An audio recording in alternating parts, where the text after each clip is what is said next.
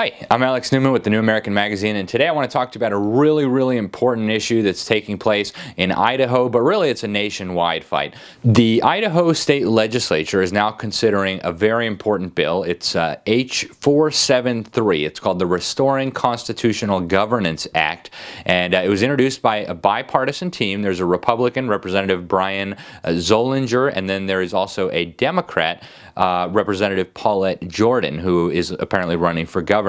So this bipartisan team has introduced this resolution to nullify the indefinite detention provisions of the NDAA, also known as the National Defense Authorization Act. So we need a little bit of background on the NDAA first. Now, in 2012, amid the so-called terror war, the Obama administration and the neoconservative establishment globalist wing of the Republican Party decided that for whatever reason, Obama needed dictatorial powers that even Adolf Hitler and Joseph Stalin would not have claimed for themselves, at least openly.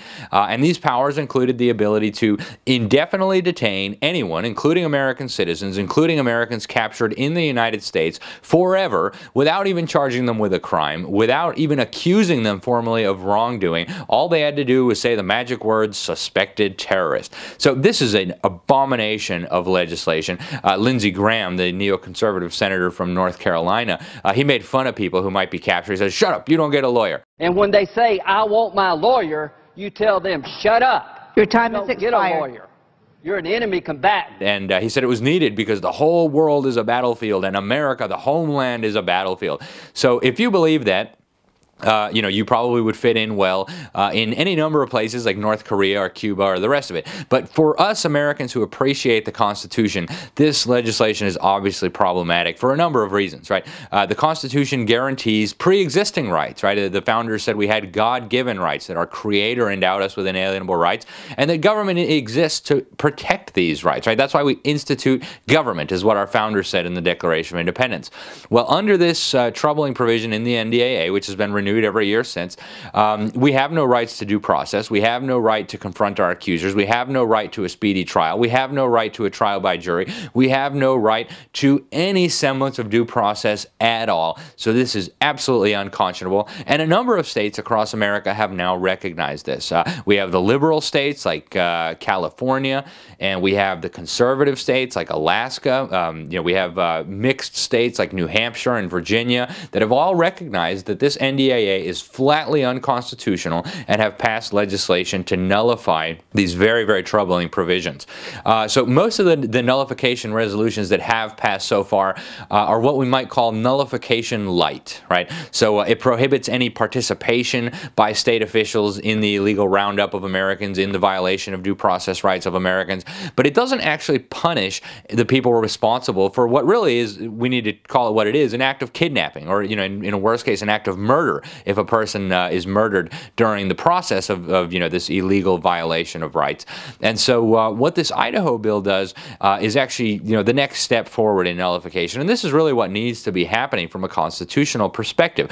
This is what Thomas Jefferson, the primary author of our Declaration of Independence, and James Madison, the primary author of our Constitution, he's often called the father of our Constitution, advocated as the rightful remedy for reining in unconstitutional abuses by the federal government. And so what the legislation in Idaho does that's kind of unique is it provides that anyone caught kidnapping or murdering Americans in America, regardless of whether there's some illegal order under some purported authority granted by the NDAA, is going to be prosecuted under state law for murder or for kidnapping or for whatever crime may have been committed. So this is an incredibly important piece of legislation.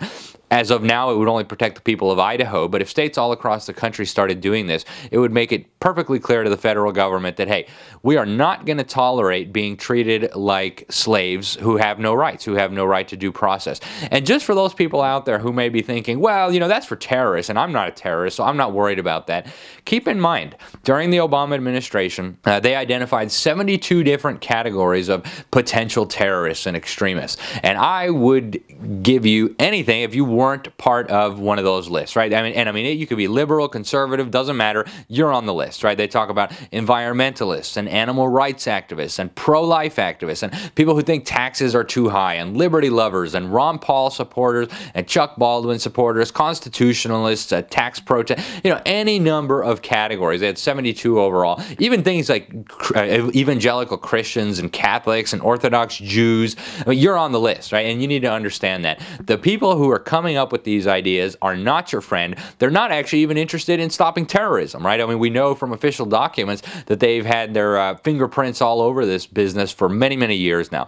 So America, this is an important issue. Idaho might be leading the way, but we all need to be on this bandwagon. It doesn't matter if you're liberal or conservative or Tea Party or Occupy Wall Street. This is an issue that we can all rally around as Americans. The government should not and does not have the authority to indefinitely detain us without charges, without trial, without any semblance of due process. That's un-American, that's wrong, and we at the state level need to fix that if our federal representatives won't do it. So that bill, again, is Restoring Constitutional Governance Act. It's H.R. 473 in Idaho. We need legislation like this in every state, every city, every county in America, because it's unconscionable for the federal government to usurp and claim that it has the power to detain forever anyone it chooses based on some magic combination of words. That's ridiculous. We need to put a stop to it. Check out the links below for more details, and I'm Alex Newman with The New American. Stay tuned. Thank you.